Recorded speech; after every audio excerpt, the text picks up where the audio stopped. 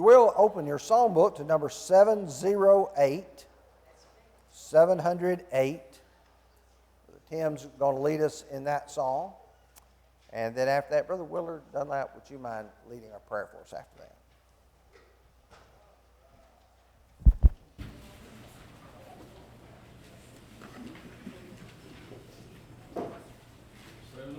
Everybody sing it. Walking in sunlight.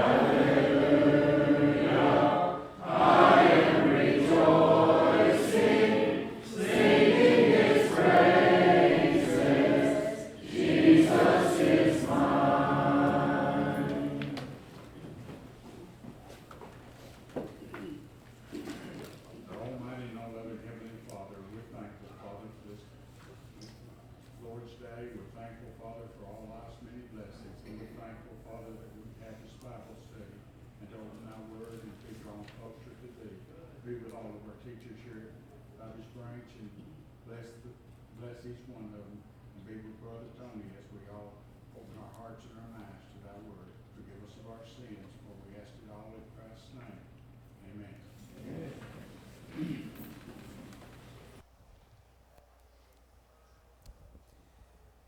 If you will, go ahead and open your Bibles to the book of Proverbs to chapter 11, and we're going to begin at verse 17. Proverbs chapter 11 and verse 17.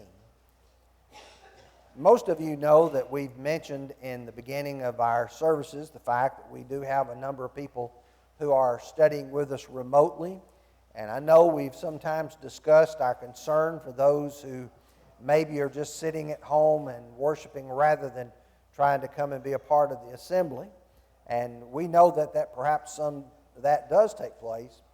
But I got a message this morning from a sister who really expressed appreciation to us. She says, I can't be able to go to services. And she said it has meant all the world to her to be able to worship, being able to study, to sing, and to pray. And I think we ought to think about those who are homebound and those who are suffering illnesses so that they cannot get out, and the fact that we're able to participate together in our Bible study. And if you're watching with us, as well as those of you who are here, I encourage you to open your Bibles. Let's spend a little bit of time considering what the Holy Spirit inspired Solomon to write, and for us to make application of that in our lives. It's not just we study and say, yeah, that's right, but that we take it and say, you know, I can see an application for me in my life. And as we get to the end of chapter 11, a lot of what he is saying relates to how we treat others in our society, whether or not we're righteous or whether or not we're wicked, whether or not we're trying to take somebody to the cleaners, and that's a proverbial phrase, or whether we're trying to help people. So let's begin as we start with verse 17 this morning, and we'll talk about The merciful man does good for his own soul, but he who is cruel troubles his own flesh. Now, I want to give attention to the two terms that is used to describe people.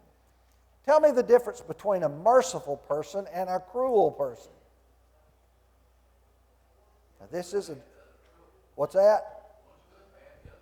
One's a good man, the other's a crook. One helps, one harms. I think this is drawing attention to two things. First of all, is the attitude that's in the heart to begin with. Mercy is in the heart is what causes you to treat somebody right. You remember when Jesus told the parable of the Good Samaritan, he talked about a man who had gone and had been mistreated, beaten, and left for dead, and how the priest and Levite passed by on the other side, and the Samaritan stopped and took care of him. And the response of the Lord was, who do you think proved neighbor to him who fell among the thieves? The one who showed mercy on him. And what was Lord's admonition?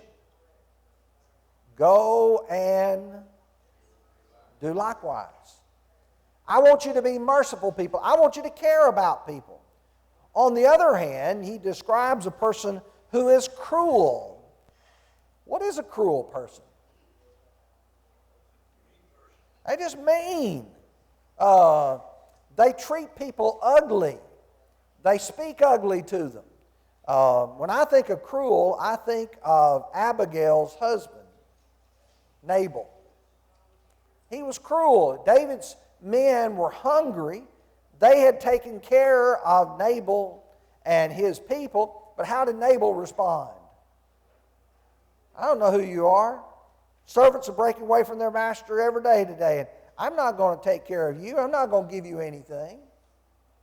The cruelty which he had. Now notice, the merciful man does good, but observe, he says, for his own soul. He does good for his own soul. Now, we tend to think being merciful is helping somebody else. How does that in turn help us? I'm sorry. Better to give than to receive?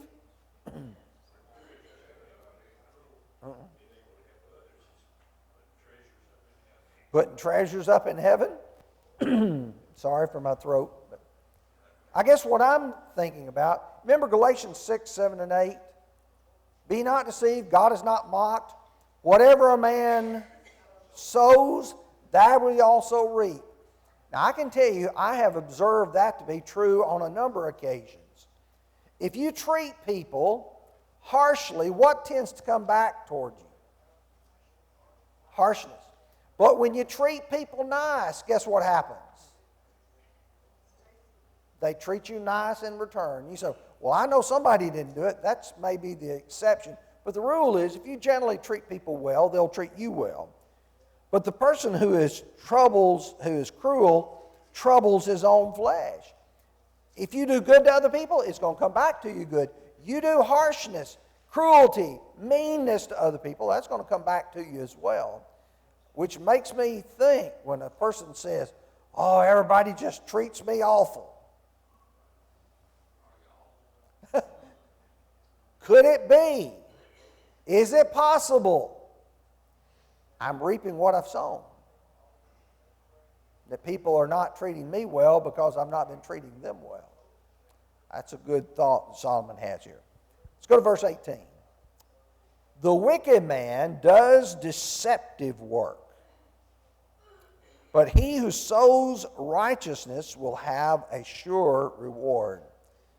Notice the distinction here between the wicked and the righteous, between the good man and the bad man. The wicked man does a deceptive work. What is it to be deceptive? Lie? It's not just a bald-faced lie, but it's trickery. To be deceptive, generally you have to have a nugget of truth with it, just enough to make it believable. You remember how Satan addressed Eve? You'll not surely die. But God knows that the day that you eat thereof, you will be like God, knowing good and evil. Was it true that the day that she ate of the fruit, she would know good and evil? Yes, because that's what the tree is known of, the tree of the knowledge of good and evil. She ate of the tree. The devil mixed just enough truth with it to make it believable. And I find that's where denominational people are so successful, because they'll take a little bit of the truth and they'll push it with a little bit of error, and next thing you know, you're accepting the error along with the truth. The wicked man does deceptive work, but he who sows righteousness, Lord, he's trying to do good, he's trying to do what's right, will have a sure reward. He can depend upon what has been provided for him. As righteousness leads to life, so he who pursues evil or pursues it to his own death. Now we're going to talk about again righteous, and then the person who is evil. And this is talking about outcome, and it's talking about what a person pursues. Now, what is the meaning of that word? Seek it.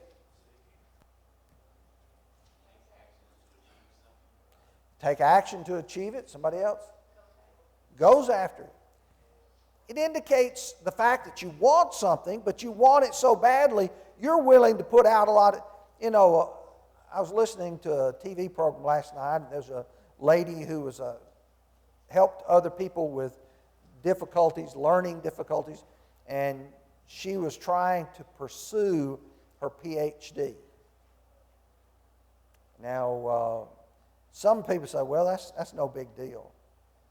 I don't know. You get in some of those classes, that's a really big deal. I remember when I was in graduate school, I thought I was going to die. I had Thomas Warren for a teacher, and every class had 2,500 pages of outside reading. That's just reading that you had to do in addition to the class. Generally, we'd have 2 to 3 textbooks that you had to read all of those. And then the final was a 3-hour oral final with Brother Warren. You'd have to sit across the table and debate him for 3 hours. I can tell you, that was not fun at all. I learned a lot from it. If a person is pursuing an advanced degree, they've got to put a lot of effort into it, do they not? A lot of people start, and what happens to them? They quit. They give up because it's hard. Righteousness leads to life, but he pursues evil, pursues it to his own death. Solomon's trying to tell us, you put your effort into going after good things, it's going to lead to life. It's going to lead to goodness. You put your effort, your determination into evil things, it's going to lead to your own death. Now let's take verse 20. This is an important verse here. Those who are of a perverse heart are an abomination to the Lord, but the blameless in their ways are his delight. Now, we've come across this word several times. Perverse. It's a word for twisted, and it carries with it the idea of someone who's deceitful, someone who is wicked in their heart. He's talking about a person here who is of a perverse heart. What kind of person would be a person of a perverse heart?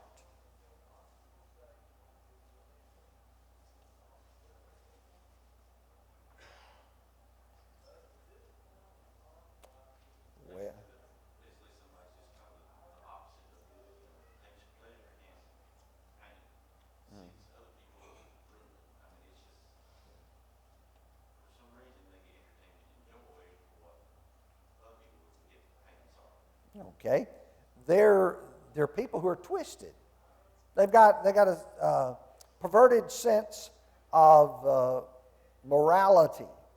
I think about, he talks about they are an abomination to the Lord. When you read that, you know what, my mind is just like automatic goes off. Proverbs 6, 16 through 19. There are 6 things the Lord hates. Yes, 7 are abomination to him. A proud heart, a lying tongue, hands that shed innocent blood, feet that are swift to running to mischief. You see all of these things that are an abomination to the Lord. Here's a guy with a perverse heart. He's trying to make things difficult for others. He goes on to say the one that sows discord among brethren. Why would a person sow discord among brethren? Yeah, in other words, they're in it for themselves, and if I can conquer, I can divide, I can conquer. So that's the thought of mind here. But the blameless. Now, how many of us are completely blameless? How many of us are perfect? You see, the blameless is a man who never intended to do wrong. If I realize I've done wrong and then I'm aware of it, what do? You know, let's say Larry's here and he says, Tony, I need to go to a good restaurant. And I say, okay, Larry, you need to go to XYZ restaurant. And he says, okay, that's where we're going to go. And he and Zella go, and they get there, and the food's awful. And Larry come back and said, you didn't steer me right. I'm sorry. I didn't realize change management. I didn't realize this had happened. I apologize to you. Is it possible for a person to make a mistake unintentionally? Do you hold a person accountable? Do you blame him if they didn't know it? You shouldn't. You see, a blameless man here is one who is not intending to deceive. He's not desiring to lead you astray. He may make a mistake, but when he does, he corrects it. That's a blameless man. He said, there are his delight. And now we're talking about the Lord's appraisal, the way God looks at us. There are some people, the way they act are an abomination to him. He hates the way they're acting. Other people, he takes great delight in them. And when I think about a person in whom God takes great delight, I think about people like Job. Remember when Satan came and before the Lord, and God said, have you considered my servant Job? There's none like him, blameless. You know, talking about a man like that God took great delight in using Job as an example. Noah was a man blameless in his generation. So we're talking about God's appraisal of man. Okay, now let's go to verse 21. Though they join forces, the wicked will not go unpunished, but the posterity of the righteous will be delivered. Now, I want you to notice this idea of joining forces. What do you mean by joining forces?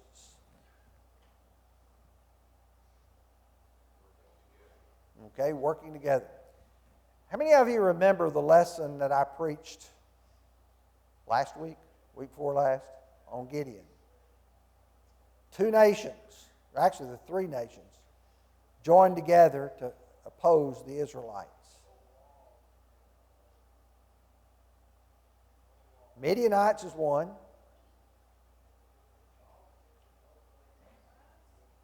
Not Amorites, you're close. Begins with an A. Amalekites. And the third was the people of the east. Those 3 groups joined together to oppose the children of God. Is there any group or combination of groups capable of thwarting God's plans? No. All of them can join together, and they still won't be able to do anything to stop it. He said, though they join forces, the wicked will not go unpunished. There's no confederation, there's no alliance, no group of allies capable of thwarting God's plan to say that, hey, we're going to overpower him. They will not go unpunished.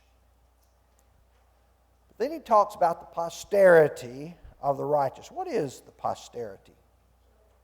Children? The future?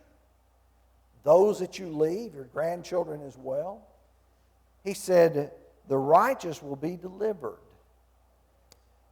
Does it matter now what I am doing with my children? One of the things that I have often observed, our young people, they do a lot of things together here. And I've observed some people say, you know what, I just don't think that's a big deal. I don't think it's important. I'm going to let my kids go to here and go there, and they're not going to be a part of the youth group. And I just shake my head. You know why? Because 10 or 15 years later, those same parents are going to come and say, can you help us? Our kids don't love the church anymore. We can't understand why they quit church. They'd rather go out and party rather than come to church. Can you help us? And so we tried. We tried 10 or 15 years ago. And you can say, well, I didn't think it was that important then. Does it matter what you're doing today for the future of your family? Absolutely it does. And, if you're not involved, your children need to see you participating in services. They need to see you singing. They need to see you praying. They need to see you participating in all the activities of the church. They need to see you involved. Because if they don't see you involved and they're not involved, guess what's going to happen? They're going to quit.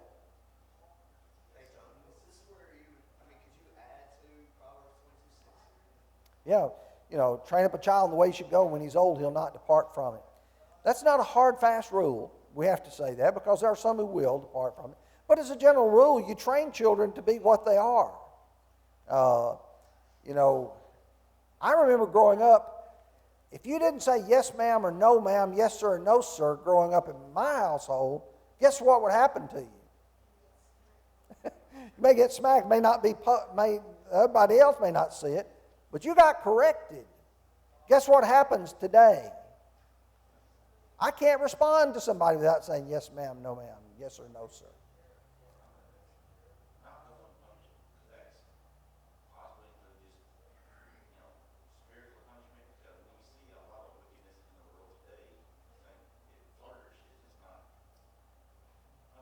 That's Psalm 73.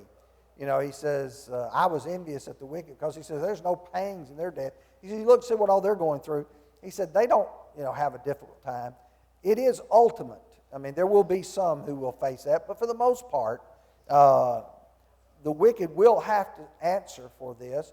And he's going to talk about that. We're not through this chapter yet. He's not left this theme undone. Well, let me take verse 22 now, because, and again, I will tell you the OCD in me, wanting to make sure everything is just lined up. I'd love for Solomon to take all the verses and group them together, but it appears that the Holy Spirit decided to throw verses in to, I guess you'd say, break the thought, then you come back to it. As a ring of gold in a swine's snout, so is a lovely woman who lacks discretion. Now, do you think the Lord has a sense of humor?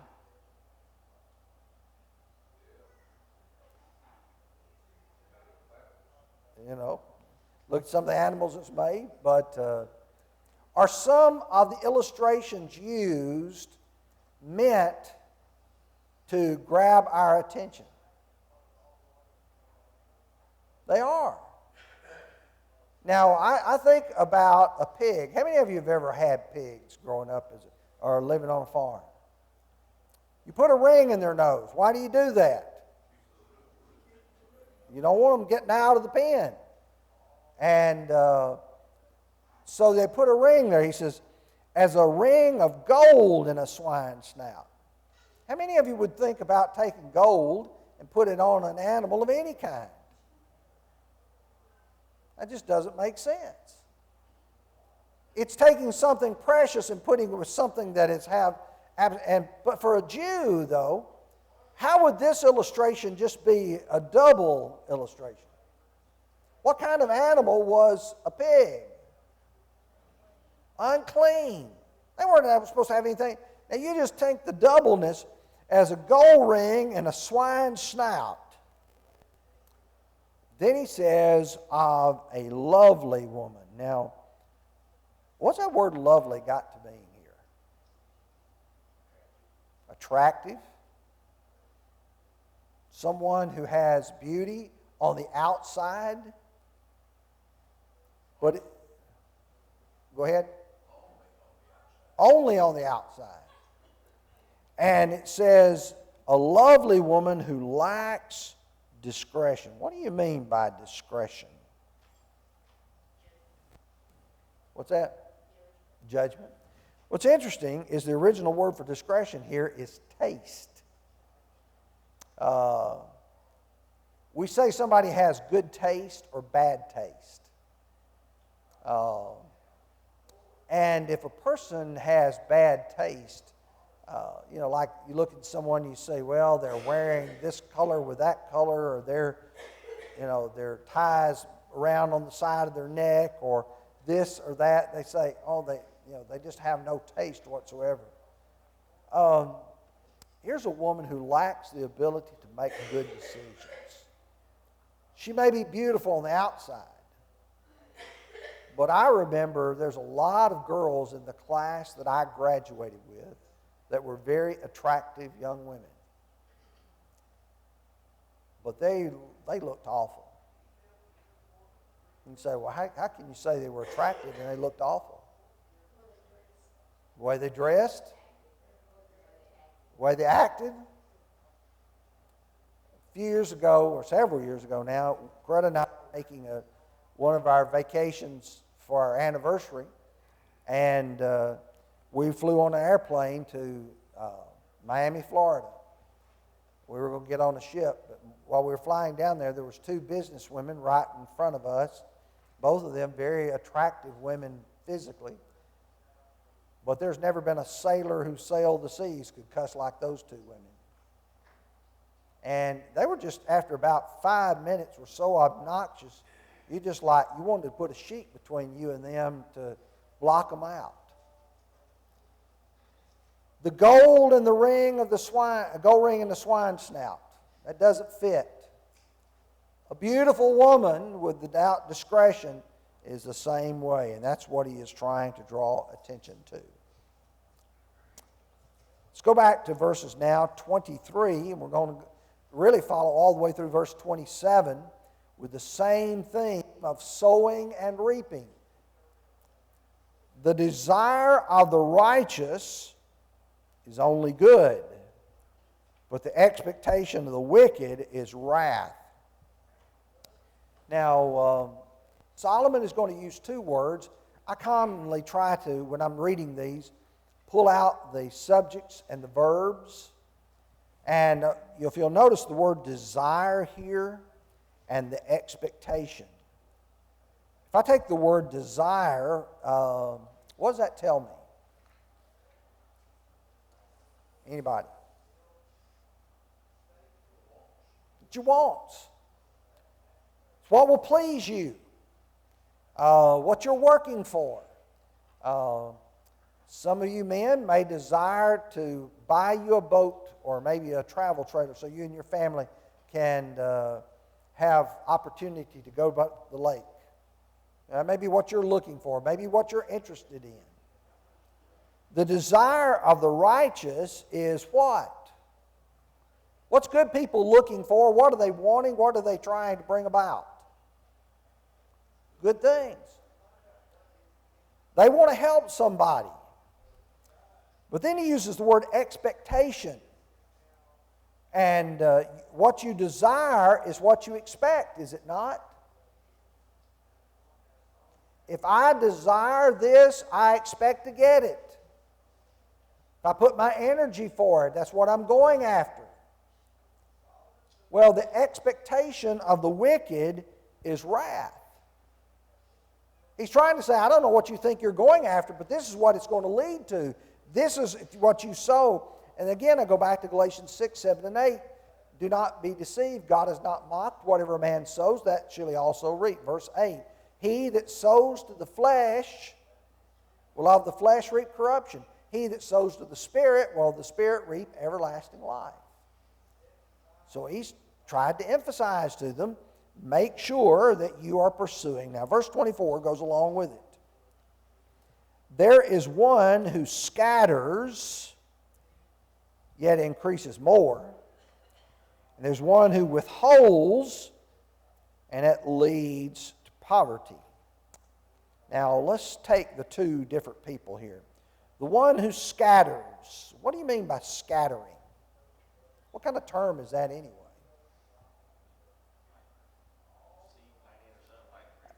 That's the way, I was going to say, that's the way they planted seed. Most of us, when we plant seed today, how do we do it? We have a row, come over so far, plant another row. But do you remember the scattering of seed in Matthew chapter 13, the parable of the sower? He scattered the seed. Some fell on wayside. Some fell on thorny. Some fell on rocky. Some fell on good soil. The scattering of seed.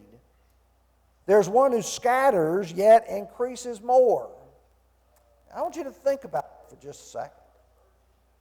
If I say, you know what, I've got all this seed here and I don't want to use it all up, so I'm just going to keep it here in the packet. What good is the seed going to do you in the packet? None. So, well, I got to keep some of it. I got to save it. He says there's one who scatters and yet increases more. He gets more from it. The law of sowing and reaping is this. If you sow little, you're going to reap little. You sow much, you're going to reap much. That's 2 Corinthians chapters 8 and 9. But then he addresses a person who said there's one who withholds more than is right. Withholds more than is right. Tell me what kind of person that would be.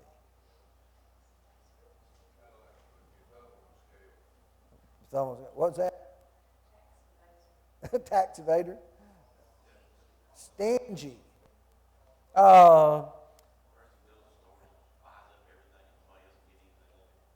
Okay. I guess I'm thinking another direction. I mean, you guys are thinking, these are cheaters. But he's a person who is so stingy of heart that he's like, I'm not going to do this. I'm not going to do that. There's some people who hold what the Lord has blessed them with so tightly, they say, no, I'm not going to help them. I can't afford to give any of my money. Let them get out and work for their own money. Now, Solomon is going to say something throughout a number of his passages. You know what that is? That when I help others, I'm helping myself, but I'm also giving. He that lends to the poor gives to the Lord. And the idea of God's blessing, there's some people who are so stingy, who will not help and who will not give. Guess what happens? People are not going to give to them. They're not going to help them. He said that leads to poverty. And I really think about it, the person out there sowing seed. And let's say they got a pound of seed and they're saying, I just can't really see myself planting this whole pound of seed. I'm just going to plant maybe a fourth of the pound and just keep the other 3/4. And you say, that would be foolish. That just doesn't make sense. If it doesn't make sense in the natural world, does it make sense in the spiritual world? So, you've got to listen to what Solomon is saying here. Now, going along with verse 24 is verse 25. The generous soul will be made rich, and he who waters will be watered himself.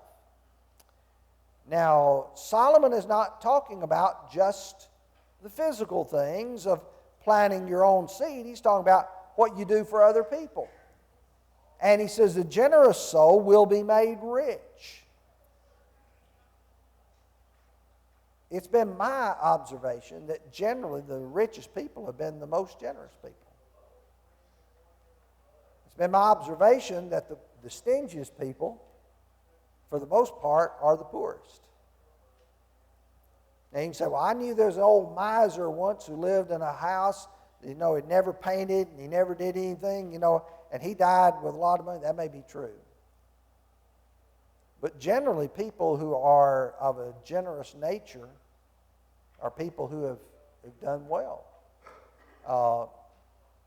Brother Comer, any of y'all remember the elders announcing about a year ago a gift that was received by the Comer family?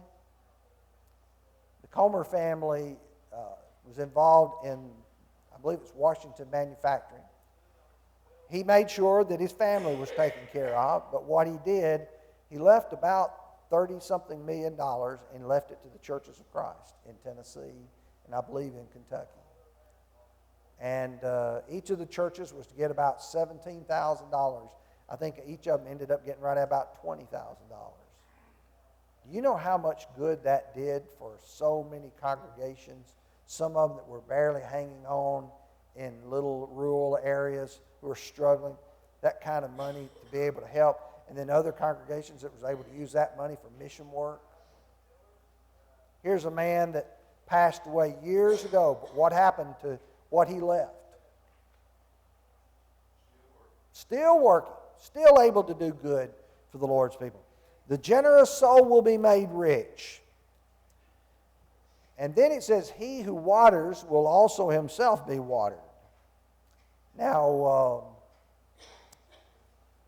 I got to tell you, as I read through these, a lot of times I'm reading and trying to apply this to myself.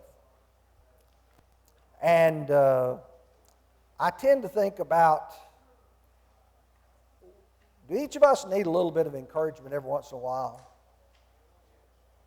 Do we get a little bit discouraged and feel like we're the old phrase I grew up with, you're spinning your wheels, you're not accomplishing anything, and you need really somebody to try to help build you up. You know what's the best way to get people to build you up? Build somebody else up. Try to make sure, instead of focusing on what you are getting, focus on what you're giving. And guess what happens when you focus on what you're giving? It starts coming back to you. Yeah.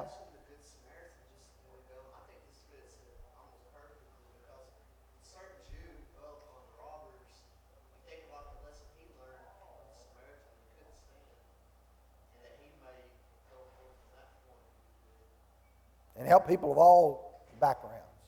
Good point. Verse 26. The people will curse him who withholds grain, but blessing will be on the head of him who sells it. Now, notice this is the attitude of the people. People will curse. Now, we're not talking about literal curse language, but we're talking about the way people speak about him. But a blessing. Are there people that when it comes to your business dealings that you like, and people that you've chosen you don't want to do business with them again? What generally is the difference between whether or not you will trade with somebody else? Their attitude? Well, let me ask you a question. Stanley and I used to go out and eat a lot. We don't do that as much as we used to. We'd go out and eat sometimes, and people would bring us a plate of food, and Stanley would look at the food, and he'd look up at the server, and he'd look at the plate of food, and he'd look up at the server like, is that all? And he was right in doing that, by the way. Don't think it's, But if you go to a restaurant, and they're real stingy with their food, what do you think about that restaurant? I won't be back. I'll tell others about the way they treated me. A person can withhold and do so to their own detriment. They're hurting themselves. He says, but the blessing is on the head of him who sells the grain. I think about particularly people who are hungry.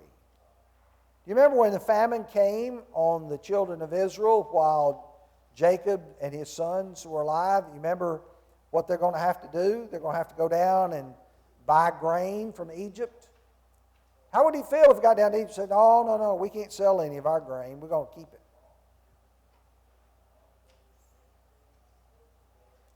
We wouldn't like that. We wouldn't appreciate that. So we need to be the kind of people who are willing to give to others, to share with others, and in this case, even the ability to sell to others and to be fair with them. And I think about people who profit during times of, emergencies. When there's an oil shortage, what happens to the price of gasoline? Skyrockets. And there's these anti-gouging laws so that people won't be able to do that. Let's go to verse 27. He who earnestly seeks good finds favor, but trouble will come to him who seeks evil. And again, you say, well, Solomon keeps saying the same thing, just using different words every time. But he talks about a person who seeks good and a person who seeks evil. The person who seeks good, they're going to find favor. Good things are going to come from that. The person who seeks evil is going to find trouble to come from it. He's going to get exactly what he has tried to pursue. Okay, any questions about any of those in that section, verses 23 through verse 27? Let's go to verse 28 now. He who trusts in riches will fall, but the righteous will flourish like foliage. Trust in riches. What do you mean, trust in riches?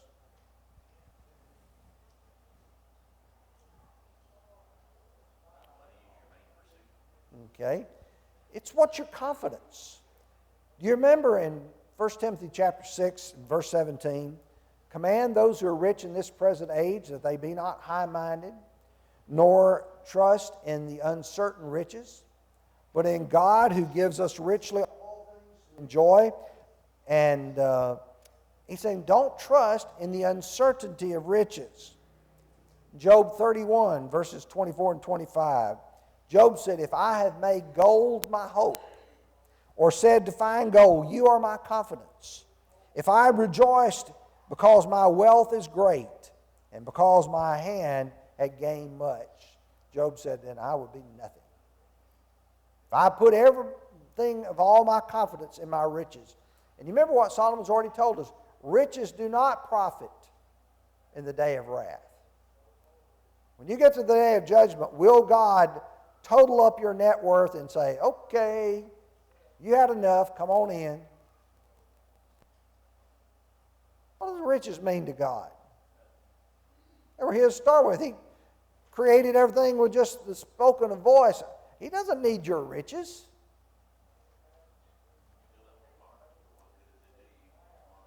Yeah, and if you're yourself, what good is it going to do you? But he says the righteous will flourish like foliage. Somebody who does good is going to just be like a beautiful flower that opens up and doing bright things as well. I got to take verse 29 before I run out of time. He who troubles his own house will inherit the wind, and the fool will be the servant to the wise of heart. Troubles his own house. What do you mean, troubles his own house?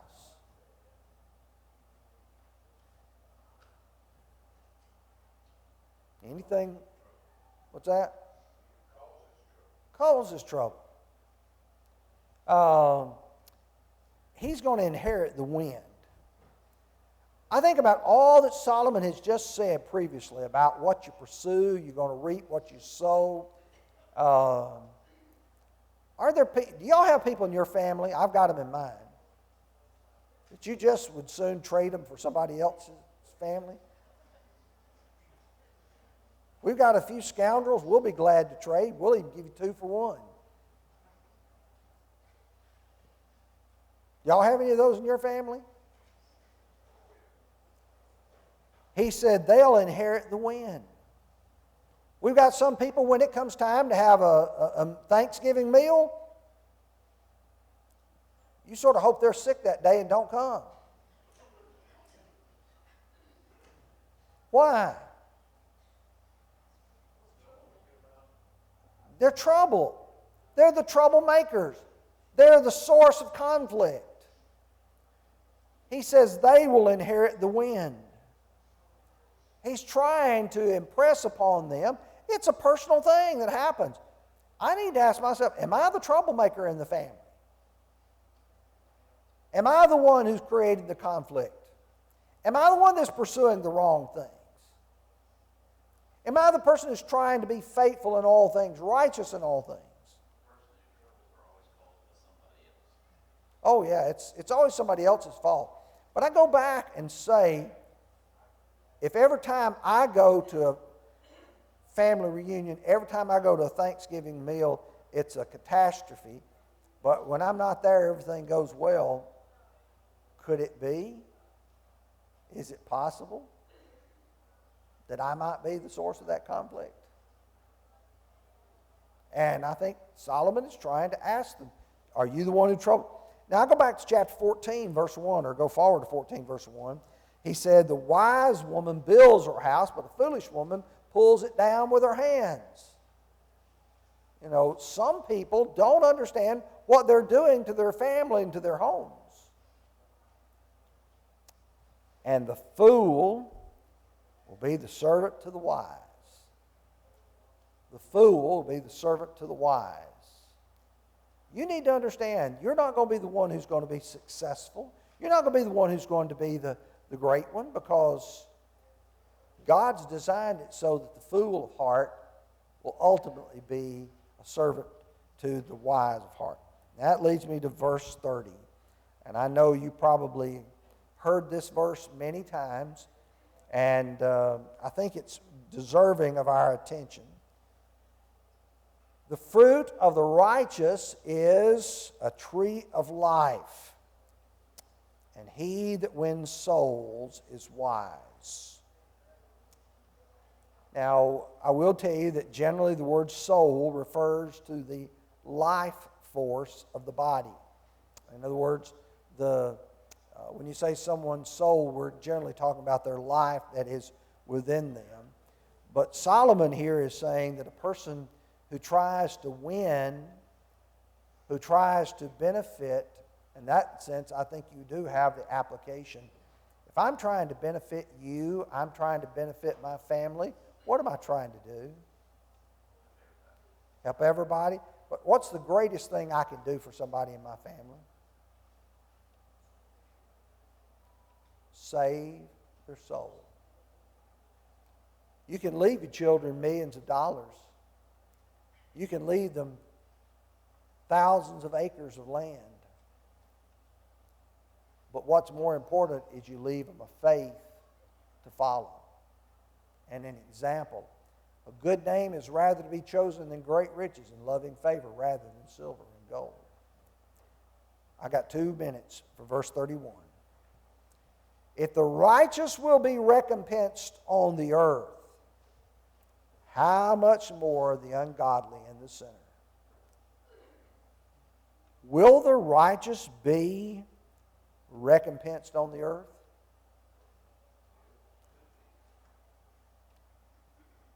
Generally, if you do good things, will good things come back to you? If you sow bountifully, will you generally reap bountifully? Oh, someone says, well, I know of an exception. That's not what he's talking about, the exception. He's talking about the general characteristics. You do right, good things will come back to you. How much more the ungodly and the sinner? Bernie Madoff, for a long time, made off with lots of people's money. But Bernie Madoff was caught. What happens with people who generally think they're getting away with it? Don't. And that's the lesson I think you ought to walk away from all of this, is that the kind of difficulties, now we all know eternally The righteous are going to be rewarded, the wicked are going to be punished. But there's a sense in which that exists here in this world as well. Lord willing, next Sunday, chapter 12.